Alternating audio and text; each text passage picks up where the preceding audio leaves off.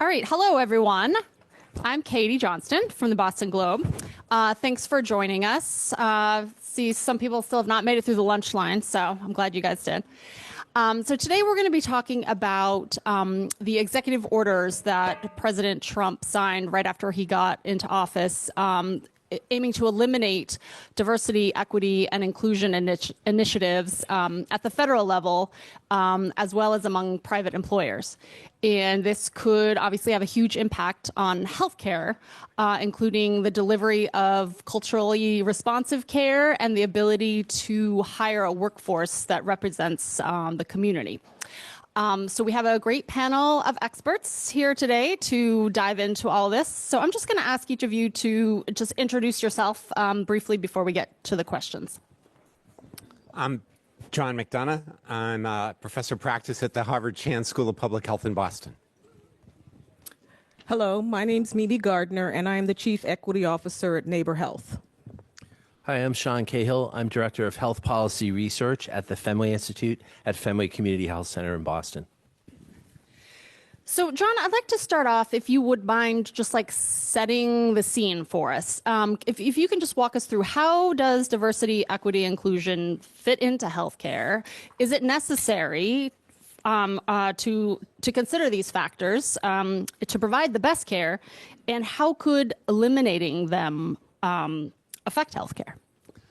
So, thanks. That's a easy question. Deep, big question, and we could spend 2 hours just on that, but I'll try to do it in about 2 minutes. But I think it's really valuable and important to understand a little bit of the essential history here over decades. So just real briefly, you know, in the United States, we have a long history of inequitable and unfair and unjust health care in our system, and there's so many examples. Just two, the 𝘚𝘶𝘮𝘮𝘮 medical experiment in the 1930s that put 400 black males in a syphilis test to try to figure out what happens if you don't give any treatment to Negro males.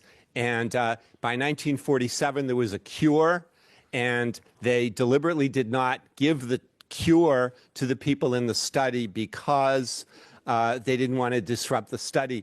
And so these folks went on for decades not getting care while there was a cure right there available. Just a classic case of extraordinary irresponsibility.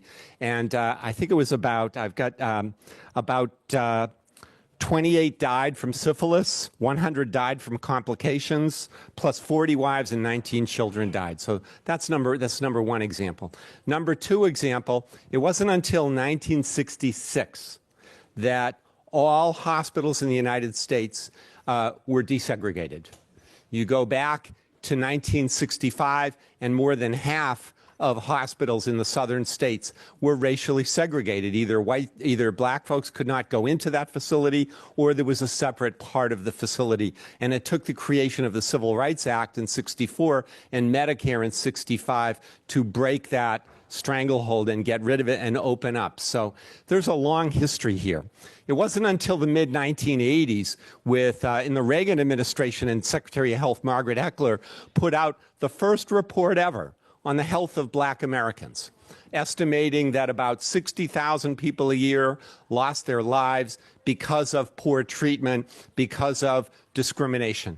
So a landmark at the same time when it came to solutions, it said, well, we need to educate people and we need them to take more personal responsibility. Nothing about the larger picture. It wasn't until the late 90s, Surgeon General David Satcher really made racial and ethnic health disparities part of the lexicon and established the standard where, for example, you couldn't apply to the NIH for a grant unless you addressed inequities and disparities in the system or explained why it wasn't relevant. And then in 2002, there was the landmark study from the Institute of Medicine on unequal treatment, confronting racial and ethnic disparities in healthcare. And so it's been this century, really, where we've made tremendous advances and stunning progress in so many different ways, particularly since the George Floyd murder in 2020. And DEI is a strategy to deal with discrimination, both conscious racism, but particularly unconscious racism, which has been scientifically demonstrated.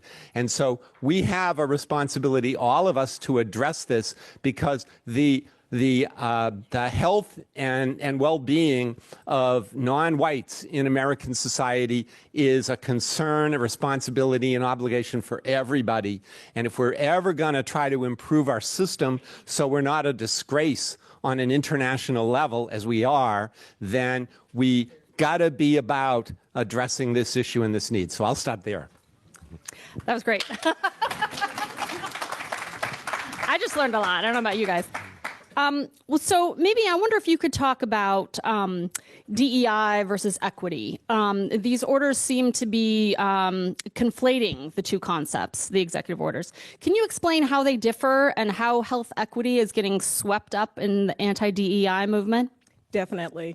What I wanted to start out with, though, is one of the things that I was in a training in that they said, do not say DEI, say diversity, equity, and inclusion. Always spell out the terminology. And with diversity, equity, inclusion initiatives, I have to listen to it too. It is more about, the primary focus is on fairness, respect, inclusion, and equal opportunity across various contexts. Health equity initiatives are more so a fair and just opportunity for everyone to achieve their highest level of health. With diversity, equity, inclusion, we're looking at the workplace, we're looking at education, and we're looking at the broader society. In health equity, we're looking at the healthcare systems and factors influencing health. Key objectives for diversity, equity, inclusion are representation, equitable treatment, belonging, and valuing diverse perspectives. For health equity, we're looking at eliminating health disparities, addressing social determinants of health, and achieving equal health care outcomes. There is some overlap, and the overlap is that you need staff who are well-versed in diversity, equity, inclusion. They need to know about cultural competency. They need to know about unconscious unbiased. They need, or bias, unconscious bias. They need to be able to understand where our patients are coming from. And for equity, we need to look at the health disparities, looking at how the patients we serve, how the community we serve are affected by disease when it breaks down to racial or ethnic groups, and how best that they need care to address things. So I'll use an example of the Black maternal health, which we just went through, and we're looking at how Black women are more likely to suffer morbidity or mortality, and that has a lot to do with their genetics as well as the social issues that they deal with social inequities. And so it's our jobs in doing this work to be able to be aware of these differences and the difference between the two, and to make sure that we're serving all of our patients and giving them the best quality care, because there are disadvantages just from racial groups. And there's many studies that have been done with NIH, with the Office of Minority Health, which have looked at these areas. When breast cancer, they've looked at it in terms of diabetes. They've looked at it, and a lot of this has been eliminated, but it's very important that these issues are covered, because these are the patients we see on a daily basis. And these issues are not going away. Health equity is here to stay, as well as diversity, equity, and inclusion. Sean, I wonder if you can talk about data collection. It's also getting swept up in this eradication of diversity, equity, inclusion. Can you explain why identifying someone's race and ethnicity and sexual orientation and identity is crucial for understanding and treating health issues, facing different populations? Yes, I'm happy to do that. We know that people experience disparities along the lines of race and ethnicity. There's also disparities affecting LGBTQ people. There's disparities in rural healthcare. So it's important to collect demographic data so that we can use that data to do population health management. So, for example, if we see that Black women are getting are not getting mammograms at the same rate as white women, which is true, why is that? You know, why are they not accessing that care? We also see that lesbian women and lesbian and bisexual women are less likely to get a Pap test than heterosexual women. We don't know why, but just knowing that basic fact allows us to target that disparity in accessing preventive health care and try to reduce and eliminate that disparity. So, yeah, so it's really critical, and there's been a real expansion in sexual orientation and gender identity data collection in this country over the last decade. It's increasingly the standard to collect that data and to use that data. It can also be used to inform clinical decision support and preventive screenings, like I said.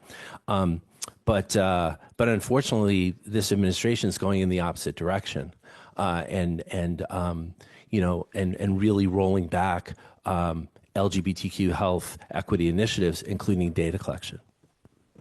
Now, have Trump's anti-DEI directives had any impact on the organizations that the three of you belong to? And are you doing anything differently in light of all this pushback?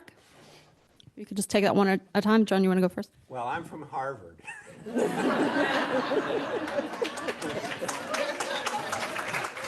And we're making a federal case of it.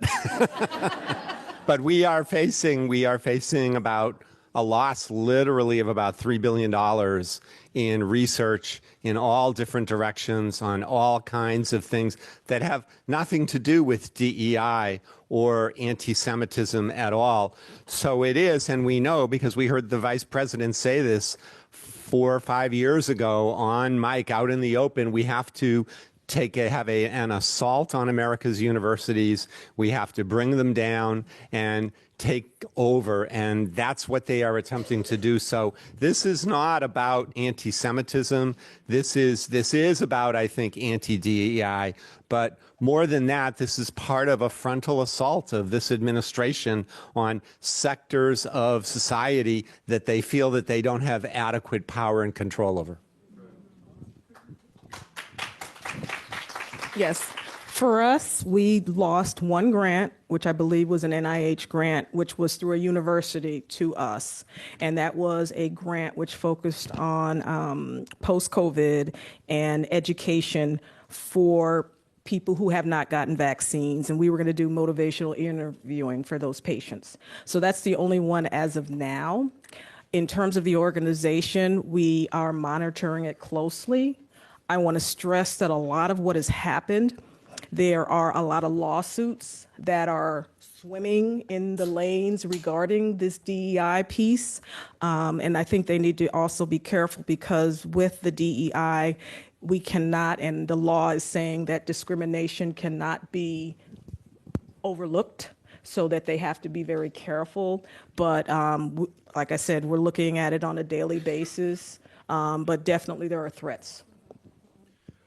In addition to the anti-diversity, equity, and inclusion executive order, there were a number of anti-transgender executive orders, and those are having a big impact on our ability to provide care. About a fifth of our patients at Fenway Health, we have about 33,000 patients, and about a fifth are transgender or gender diverse, non-binary. And I think the government singling that population out and demonizing them and attacking them in the way that they've done is very frightening for people.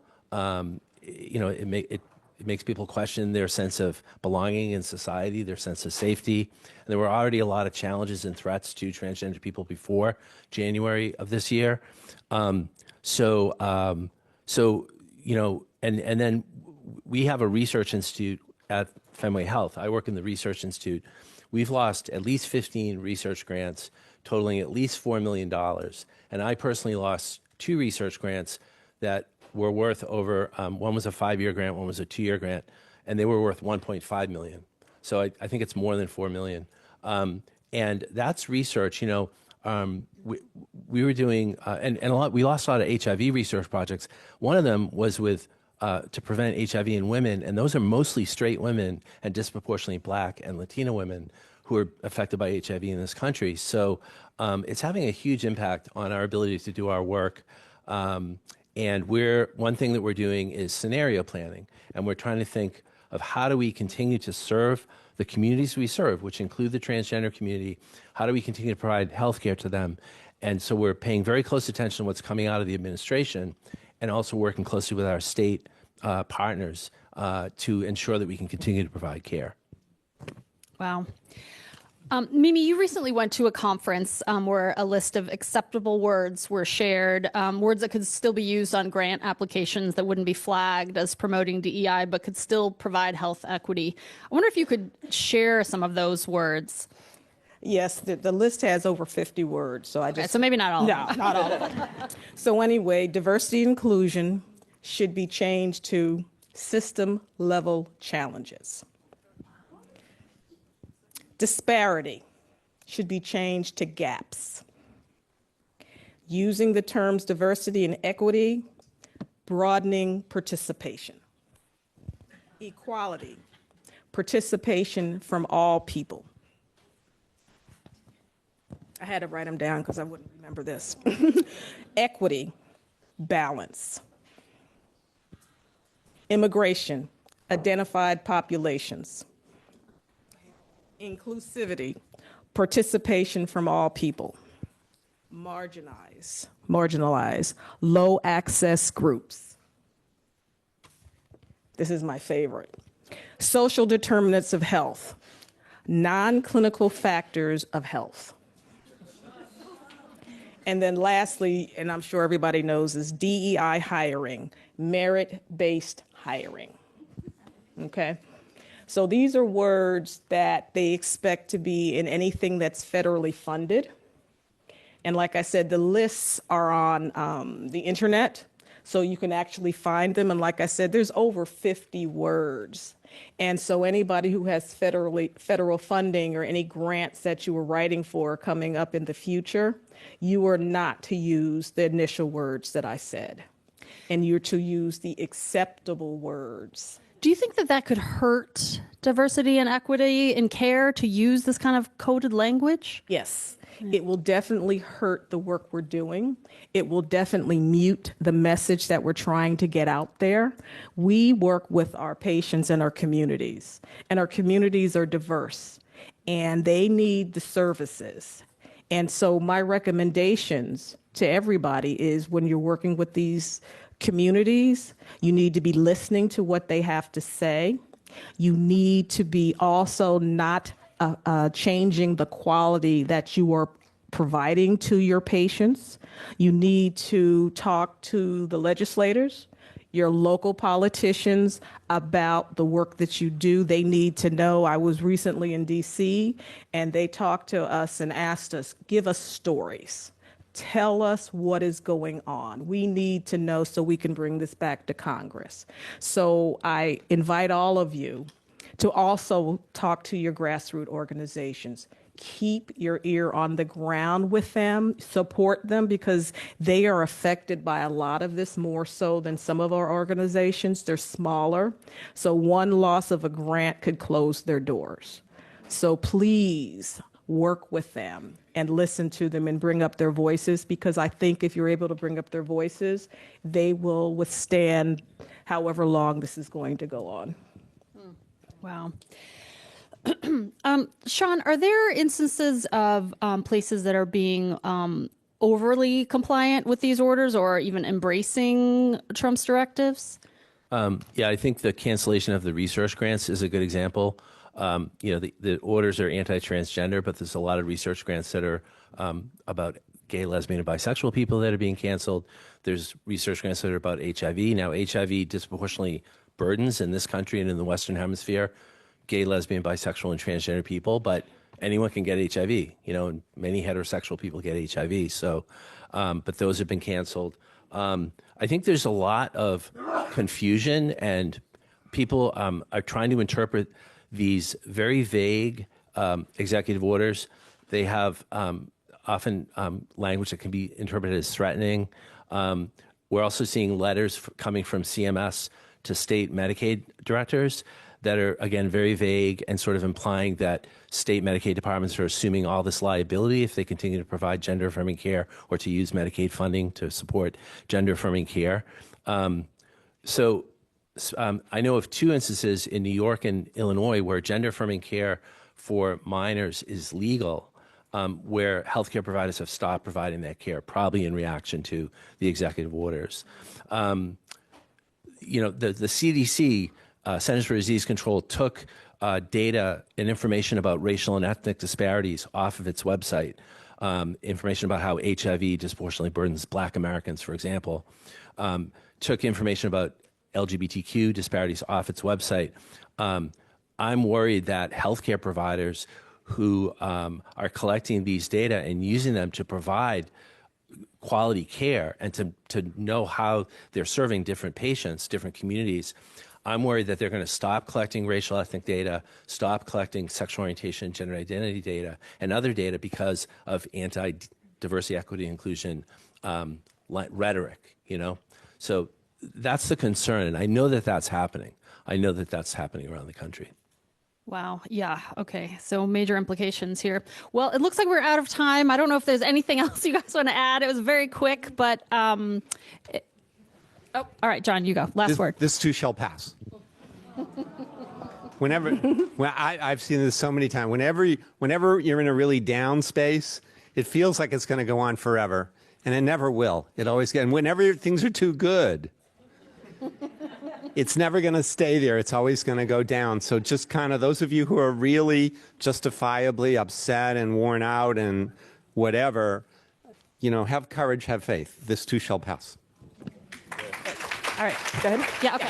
All right, Mimi, last word, Mimi. Okay. I just wanted to say the passion that brought you to this work, keep moving. The job needs to be done. There's so much out there that we could do, and I don't want people to, because of fear, and I think we said this in a meeting the other day, you have to be courageous. The work needs to be done. It's not just about us, it's about the communities that we serve. So keep it going. Last word from Last John. point. A strong majority of Americans support diversity, equity, and inclusion, and they support equal rights for LGBT people. This administration is acting like it's 1964. President Trump's acting like he's President Lyndon Johnson. He did not win a landslide. He barely got a majority of the vote. So they're acting like they have this huge mandate, but they don't. And they don't represent what most Americans believe in. All right. Thanks, everyone.